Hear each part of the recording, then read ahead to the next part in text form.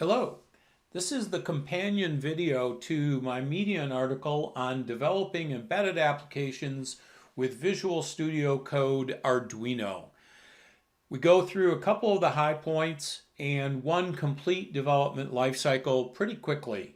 So we spend a minute or two on each of these topics: how to edit the code, how to verify your build and look for errors or a successful build, how to upload it to your device, debugging your application using a J-Link debugger probe, hardware debugger probe, and Cortex debug snap-in to Visual Studio Code, and finally, how to use Segger real-time terminal as a way to print out information quickly and efficiently from your application. Okay, I'm in Visual Studio Code now, and I have my Blink RTT INO Arduino project open. I could have used Open Folder from within the welcome screen, or I can use File, Open Folder. As I mentioned in the article, it's important to open the folder and not the file. So let's start by taking a quick look. If I click on a file or a folder, it will expand. So I'm looking at the Blink INO right now. On my left nav bar, if I click on the active icon, it collapses. If I click on it again, it expands. My icons are files and folders, search, source control, debug, run and debug, and then my extensions. I also can see different panels in this left-hand nav depending on what I'm doing. So since I'm in File, I now see an outline of my current file that I'm working with, and I can also access the built-in examples from Arduino. So you might remember this is based on Blink, and if I were to click here, I'd create a new Blink folder in my generated examples folder inside my Arduino sketches folder. So that's one way you could scaffold out a brand new file.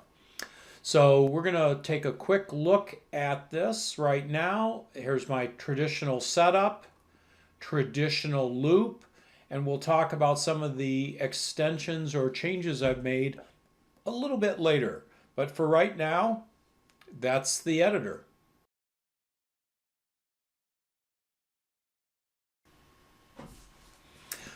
Okay, I have modified my Blink RTT INO file and put a couple problems in there so we can see the value of IntelliSense. Okay, down in loop, I have a loop count variable, and I've got Segger RTT printfs that have squiggly red lines. This is the IntelliSense telling me there's something wrong.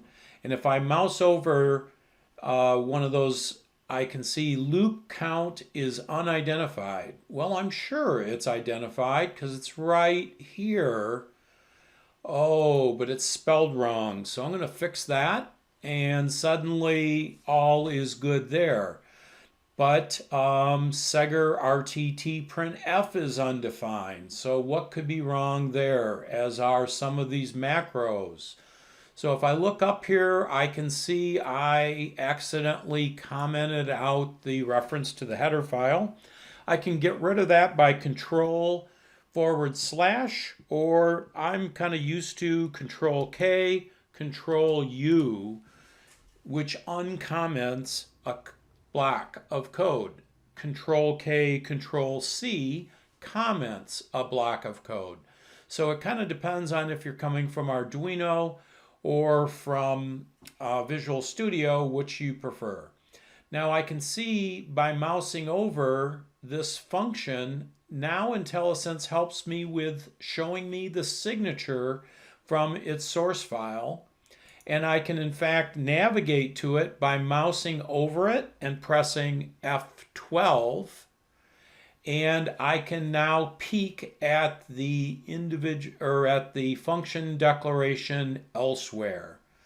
So you can see the power of IntelliSense and how it lets you see beyond what you're typing right here.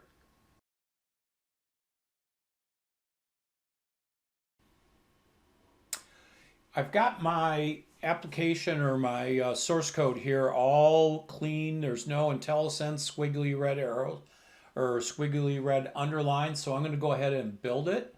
I'm pressing the Arduino verify icon up here in the upper right, and now I start to see the output window scroll by with information.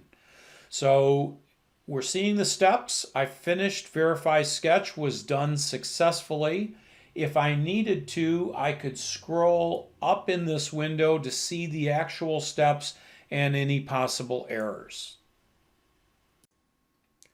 So you see pictured here in my setup, I've got an Adafruit Feather M0 Express, and then attached to that through my debugging cable is a J-Link Plus debugging probe I'm going to use for both upload and debugging. So let's look at how we do the upload first. I'm now ready to upload to my device. I'm not going to use the Arduino upload up in the upper right. That uses the bootloader and the serial port.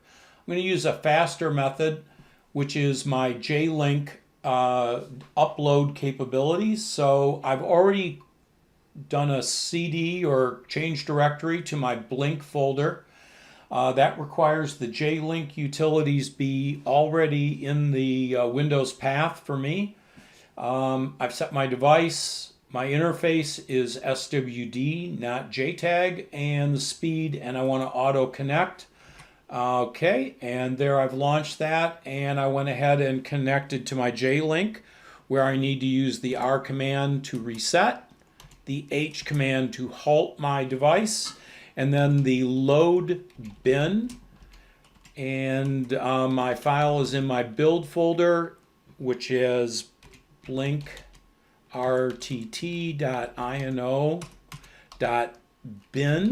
and I'm going to load that to my device at address 0. So now I see it's completed that very quickly, and the flash download was successful.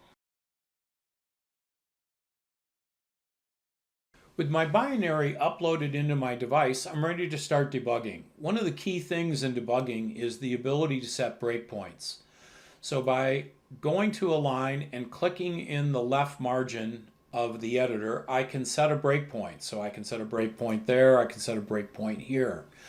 I can also go to a line and press F9. To start my debugger, I'm going to go debug, start debugging. I could have also pressed F5. At that point, you notice my debugging control toolbar showed up, and I went to the init line within my main function. This is kind of behind the scenes in an INO, and I got here because in my launch JSON file, I actually said run to main, which causes a soft breakpoint here. This little baseball home plate icon and the highlighted line indicates where my program is currently sitting, waiting to run. So I'm going to go ahead and start, and it's going to go from that position where it was stopped to my first breakpoint. So now you see both the breakpoint and the home plate icon there.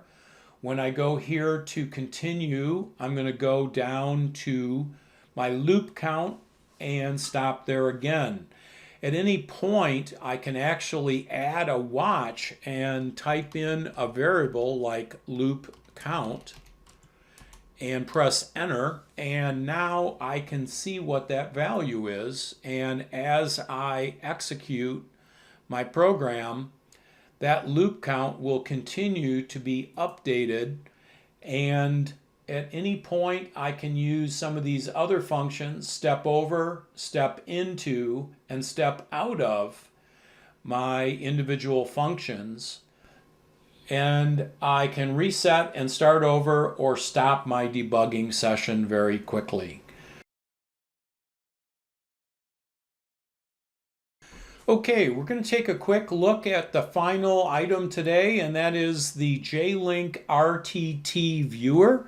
That's the real-time terminal, and it's a way to use print statements embedded in your application to permanently send that information up to your debugging workstation. So I'm going to launch JTT Viewer. This is found in your install directory for the J-Link utilities. I'm going to use existing session auto reconnect and tell it to auto detect the control block. And my program is running in the background, and as you can see, these print statements here, Segger RTT printf, it's a slightly modified version of your typical printf function, but I've actually got that running now all the time, and as you can see, it is outputting the loop count and the millis on a regular basis. One of the cool things is I can color code that using these defines, and by doing that I now make the count bright green and my millis cyan. Okay, that pretty much concludes all the different lessons today on, or examples on, how you can use VS Code Arduino to improve your Arduino development experience. This is a companion to the Medium article, which I've published elsewhere, and you can see the link there. All of the files I used are on our GitHub site. And thanks for watching, and hope this was beneficial to you.